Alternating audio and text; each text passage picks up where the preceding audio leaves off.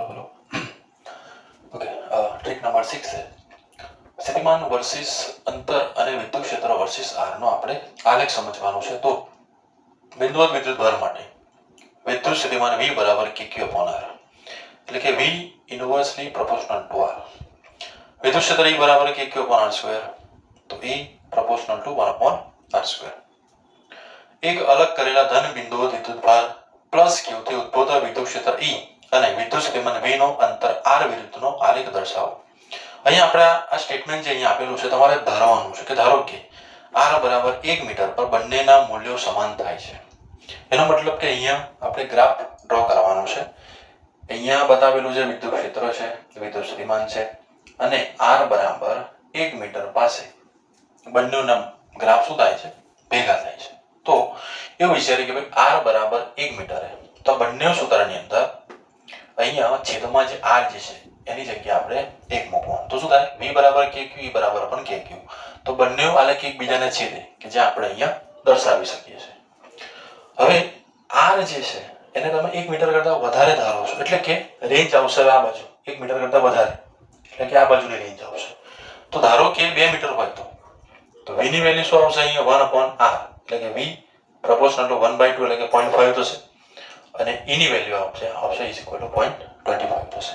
તો અહીંયા જો વધારે શું મળે તો કે સ્થિતિમાન જે છે એ અંતર તમે વધારો 1 મીટર કરતા તો એની અંદર શું થાય? જ્યારે વિદ્યુત ક્ષેત્ર જે સ્થિતિમાન કરતા વધારે થાય ત્યારે E નો ગ્રાફ v કરતા ઝડપથી વધુ નીચે જાય. જો અહીંયા E નો ગ્રાફ જે છે એ v ના ગ્રાફ કરતા ઝડપથી વધારે નીચે જાય છે.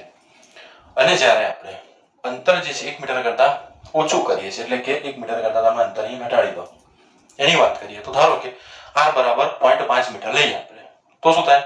તો v સ્થિતિમાનની વેલ્યુ થશે 2 જ્યારે વિદ્યુત ક્ષેત્ર થશે અહીંયા 4 એટલે કે શરૂઆતમાં વિદ્યુત ક્ષેત્રનું મૂલ્ય સ્થિતિમાન કરતા વધારે હશે એટલે કે મોટું હશે.